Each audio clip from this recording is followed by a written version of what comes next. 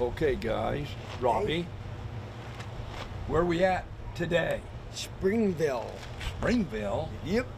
It looks like a lot of old trucks and a lot of old metal things. I hear that a lot about Springville. So what are we doing down here on the west side of Springville? Part 2 of Ray Gibby. Part 2. Ray Gibby? Raymond Gibby. And this is the foundry. That's what I'm told. And it's called Bear Bronze Fine Art Foundry. In Springville. In Springville. So here we go, guys.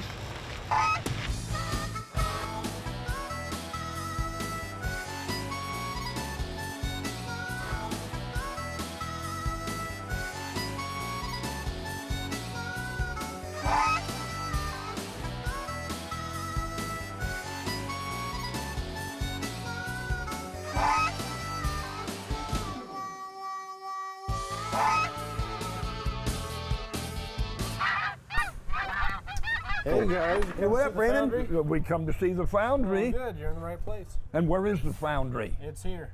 In Springville? Yeah, we're in Springville. All right. Is that okay? Springville's okay. Payson, if it was in Payson, I wouldn't. Yeah, if it was in Payson, there you go. All right, so let our viewers know what we're doing here. Well, right now I'm pulling a wax out of a mold. I just got done pouring the wax and it cooled off, and now I'm there's the bear. pulling it out here. Looks like scrambled eggs. Well, this job does make me hungry. Yeah. Where's the beef? Oh, look at that. It peels off. Look at that. Where does this process start? Well, to make the mold, let's head up to molding right now. Well, let's do it. Here we go. Ooh, I'm a little hungry. It's about breakfast time. You want some of that? But this looks like banana cream pudding. Well, this will clog you up, so I wouldn't eat that. Oh, wow. Yeah. Good, but my stomach don't feel so good. Yeah. What this is the material that is actually all dried up right now, but this is the material that we use to put over the top of a clay sculpture in order to create a rubber mold.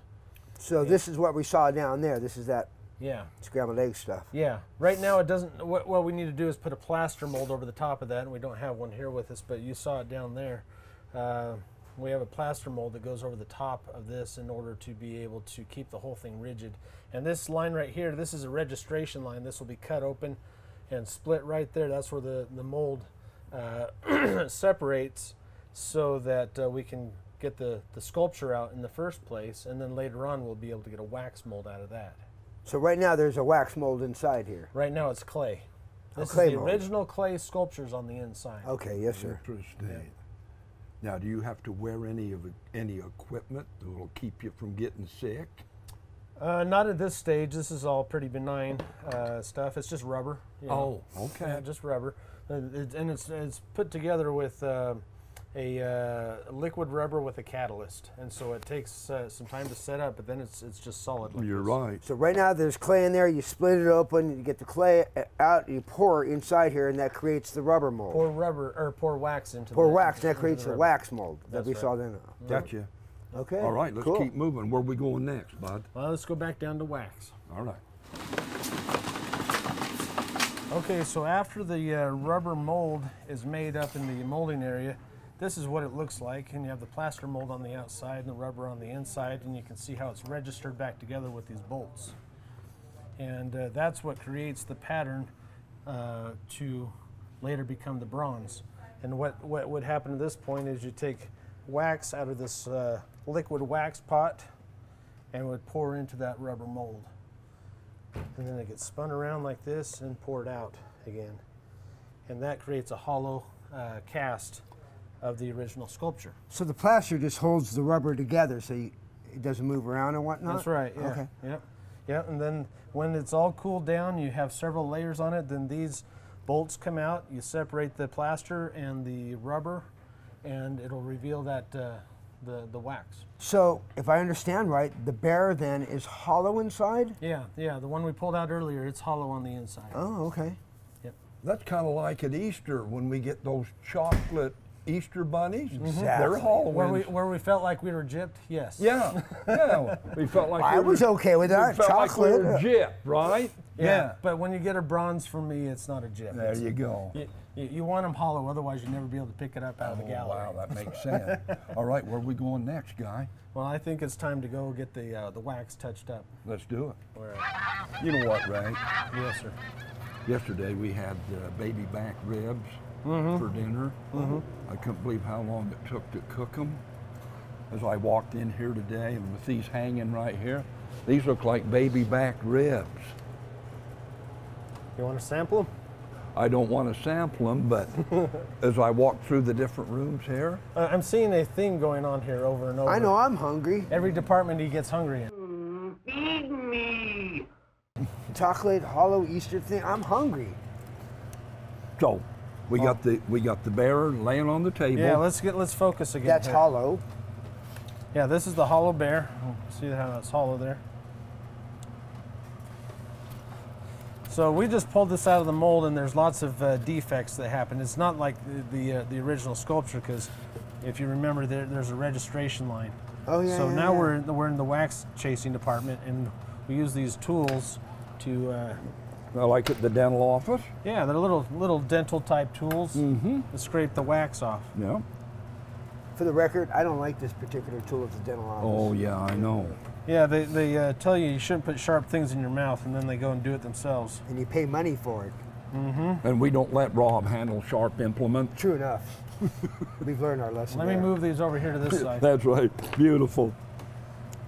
So in this stage, we go and get that seam off there, and then this tool actually has the ability to make texture on that side too, and that texture mimics what was originally done in the sculpture when it was in clay.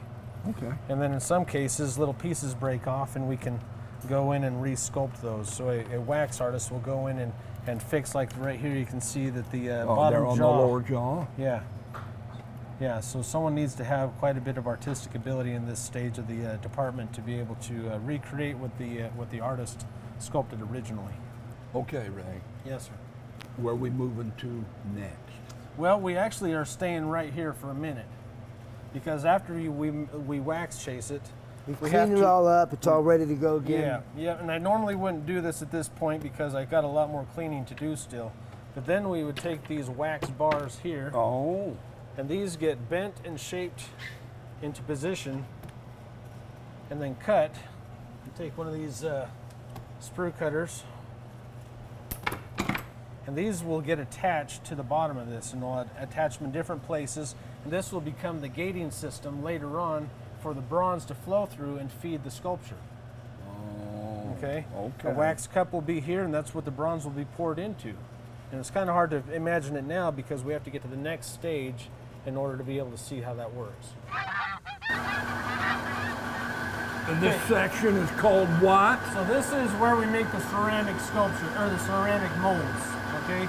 They call it the slurry room, and the reason why is because you put a ceramic slurry, kind of a liquid ceramic over the top of the sculpture.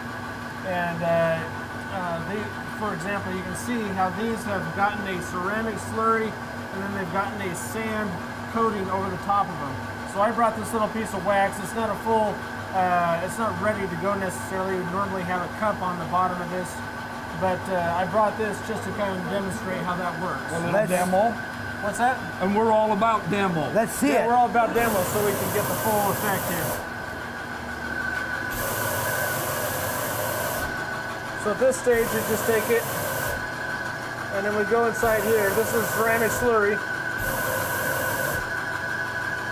It's yellow because it has a dye in it, and the dye helps us know when it's fully dried before we move on to the next coat. Then it just drips off for a minute here. That looks like that banana cream pudding again. I know, it's very tempting. You just want to jump right in there, right? Yeah. Stop. All right, let's back up this way and get a coat on it.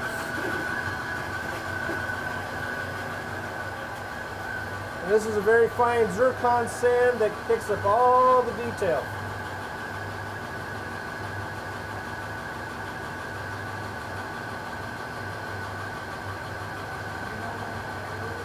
And that's the first coat.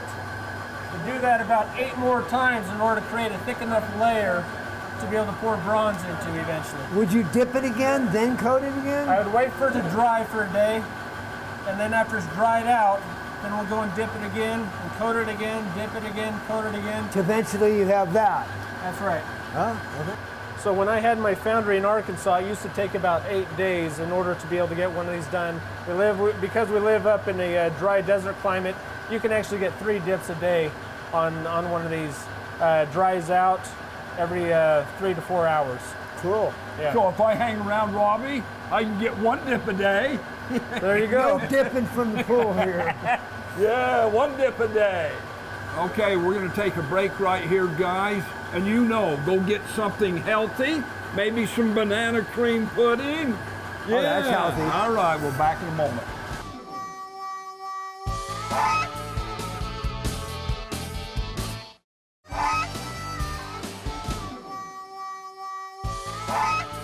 Okay, I don't know much about foundry work, but I do know this. It's hot in this next section, and it's loud. Yes. So help our viewers, where are we at? Well, right now they're just pulling the bronze out of the crucible, and they're going to set it down and wait for it to get to the right temperature to pour the bronze into the shells. And the right temp is what? The right temperature is roughly around 1,950 degrees. Oh, wow. Yeah. So cool. Nothing. Now, I noticed that the workers are all geared up with heat resistant. Well, you can see how hot the crucible is there. They have to wear these volcano suits just to keep them from burning up. And the crucible is the bowl that it's poured into. Yeah, that's right. It's holding all the bronze in there. These guys won't have to go to the gym after to get their workout. Well, they'll be plenty sweaty, so it look like they went to the gym anyway. But it's physical work. It's way physical It's work.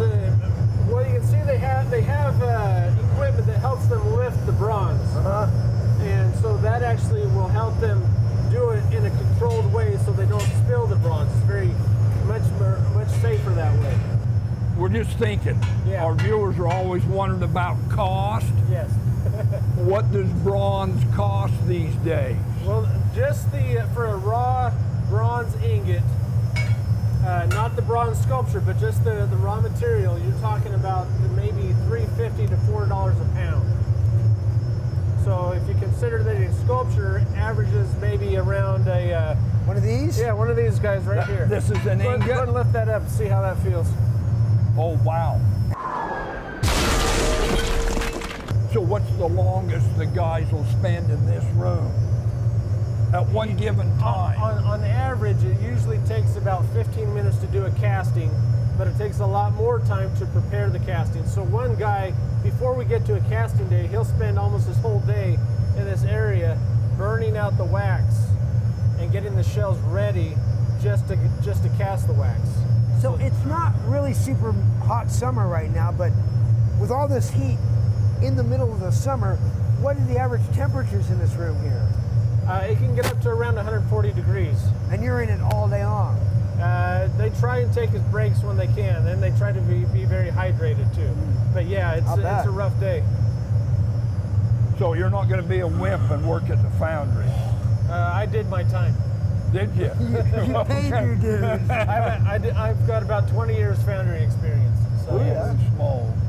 so at this point, he's taking temperature, and you'll notice he's using 2 pyrometers. I saw that. And the reason why he's doing that is because it's critical that they get the right temperature. If one of those pyrometers fails, then they have a backup. If they miss the temperature at the right time, they won't be able to pour the bronze at the exact temperature that it needs to go into the shell, and they'll lose the casting. This is the point in the process where they can actually lose thousands and thousands of dollars if they don't get it right the first time. Oh, he just opened what? He just opened up, that's the melt furnace, and it's also the heat up furnace. And he's just pulled out this shell here. You'll notice it's very big. That means they need to have the bronze pour at a very hot temperature in order for it to be very liquid. Oh. It'll fill it up. And then you'll notice that the shells will get smaller and smaller and smaller as he goes along. That's actually my bear that just came out. Oh, there's the bear. Yeah, that's it right there. Now, what happens to the wax when the hot... So we didn't get a chance to see this because it happened last Friday, but they actually already melted out all the wax out of every shell. Oh. So they have to be extremely careful while they're pouring. You told me that a little splash comes up under their sleeve or under their glove. Yeah, they wear the protective coats to be able to avoid, first of all, just the heat of the bronze coming off that is very hot, but they also have spats to avoid spills on their feet, gloves to avoid getting blisters while they're working on this, and so they do everything they can to protect themselves. Because it's a no-mistake job, no doubt about it. Absolutely. You need to get good guys who are very responsible and know what they're doing. Now back in the other section, I asked you if it was hollow, like the chocolate Easter bunnies. That's right. Are they hollow? Each one of these are hollow. That slurry ceramic shell that was applied to the wax filled in the inside of the sculpture and the outside. That way the inside can remain hollow. So when it goes into those wax, you remember the wax bars? Yeah. Those became a hollow channel for the wax to go, or for the bronze to go in and fill in the hollow sculpture. Gotcha. All right, so we're going to move to the next section. Okay. Let's go. All right, Ray. Looks like those baby back ribs again, but they're white this time. I'm going to take you to lunch after this. I am so hungry. So what we have right now, these are the castings that have already been poured into the ceramic, and the next stage we're going to lose the ceramic shell, but it's going to reveal the bronze. The bronze underneath the ceramic isn't brown. Well, the bronze isn't brown because it's got a lot of carbon on the outside. Ah. Oh. Where are we moving next? Now we're headed on to where we cut off the spruce. All right, now you mentioned a term, if I heard you right, because it was pretty loud in there. You're going to go in there and cut the spruces? Yeah, we're going to, no spruces, we're going to cut sprues. Spruce. Spruce. How do you spell that? I don't get paid to know how to spell. But what's actually happened here is this sprue has already been cut off right there and right there. There's only one left that hasn't been cut off, and that's right there. That's not part of the sculpture, so that needs to be removed. And it's so tight in there, I can't use a grinding tool, so we use a plasma cutter to cut it off instead. Plasma? Plasma. That's blood. Well, sometimes it takes blood too, so you never... Safety glasses. And I noticed you've got your He-Man shirt on. Yes, I got to keep myself looking pretty, so I have these long leather sleeves, and that keeps the spray from getting on my arm. But what about here? What about your chest? In my defense, I was left unsupervised. I've tried to. That's something you'd say.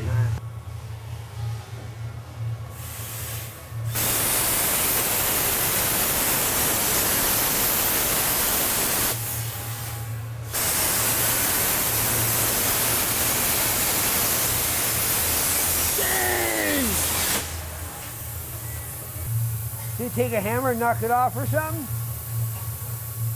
There it is right there. Oh. Sorry, I couldn't see yet.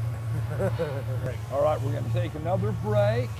And wow, it's getting pretty close to lunch, isn't it, Robbie? So ready. Wow, so go get something healthy, like... I'll be honest, I've been on a frosted mini wheat binge lately. I don't know why, it's my addiction. Not healthy at all. Ooh, I love cats, so go get a Kit Kat.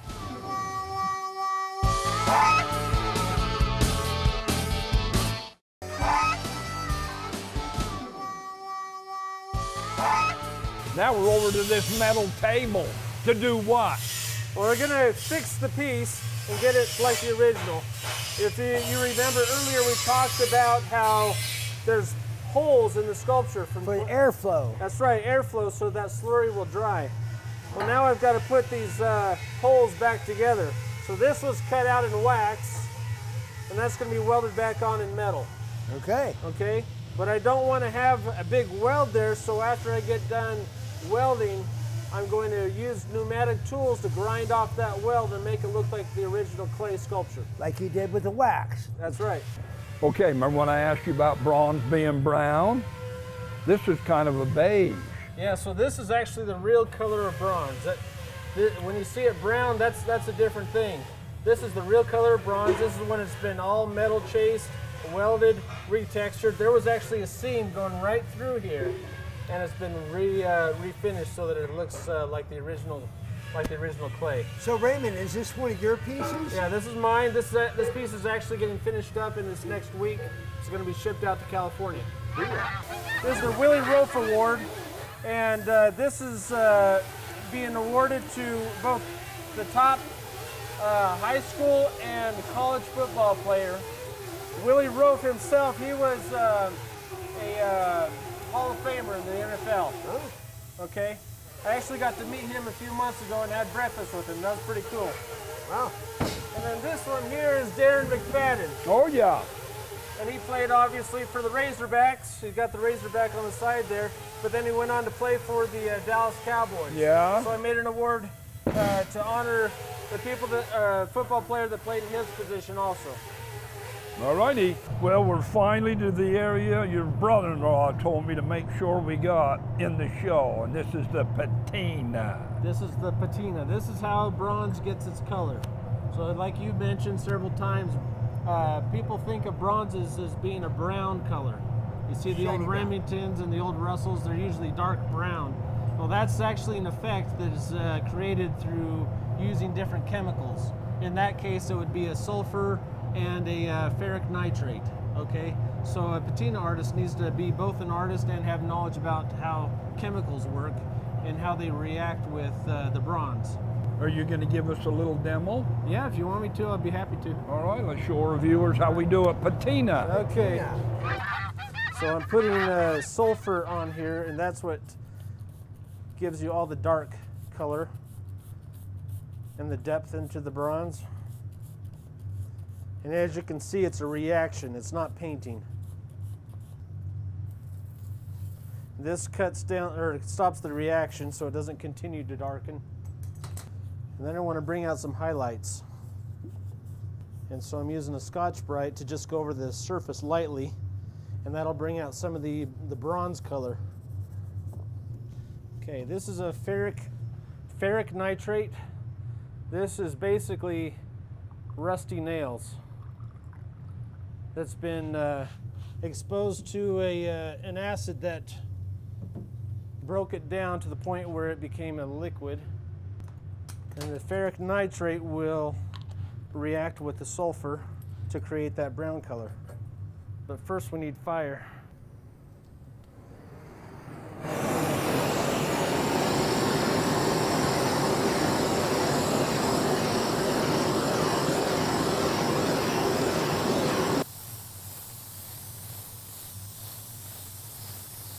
The cat's my favorite animal, the lion. Well, of course.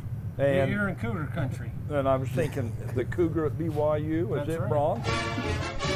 Hey! All right, we've seen a lot of the technical stuff. You know, the guys sandblasting and this and that and heating up the molds and all that and all the carving. How does that blend in with the artistic aspect of the profession? Well, I'd like to think of myself somewhat as an engineer. I have to think in terms of how the piece is going to go together from start to finish. When I'm even sculpting it, I'm thinking about all the different processes and how it's going to end up at the end. I try not to have undercuts that are going to be too hard to deal with, for example. And so it's very blended, both the engineering and the artistic aspect of it. For example, again, we talked about patina. Patina, you need to have a knowledge of chemicals in order to apply it artistically. In order to be able to do the wax chasing, you need to understand heat on the wax. If it's too thin, then it'll begin to warp the sculpture. So there's lots of aspects involved throughout the entire process, and I would consider every person that works here an artist in their own right. In fact, they actually call them different artists. So you have a wax pour artist, a wax chase artist, a metal artist, a patina artist. That's why I came to work here over 20 years ago, because I knew that there was a great deal of artistry involved in the whole process. I actually came in with a portfolio of paintings that I had done as an amateur artist, and then they told me to go into the metal room and learn how to weld. So I came with an art skill, and then they taught me the technical skills afterward. Some of them start more with a technical skill and then move into the art skills. Oh. So I've actually trained people who were graduates in college with bachelors and so forth in art, how to do the foundry process. So you just start with whatever people have, and if they're willing, you can train them. Well, thank you, Raymond Gibby, for a way, way fun show. Well, I appreciate you guys coming and seeing what I do. No, it's been way fun. Yep. Where did Goose go? Oh, no, he did it again. We lose him all the time. He's that kind of guy. Well, let's see if we can find him. There's Red over here. What's that tell you?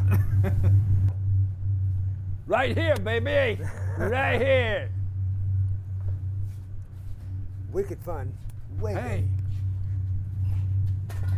we'd just like to close our show and thank our guest. Boy, he's been a dandy guest, hasn't he, Trav? Old Ray Gibby. Yeah. Appreciate you being on our show. Thanks for coming. As usual, guys, it's a great day out there, isn't it, Trav? Great day. And remember, we love you. We truly do. And we'll catch you on our next show. We're out of here.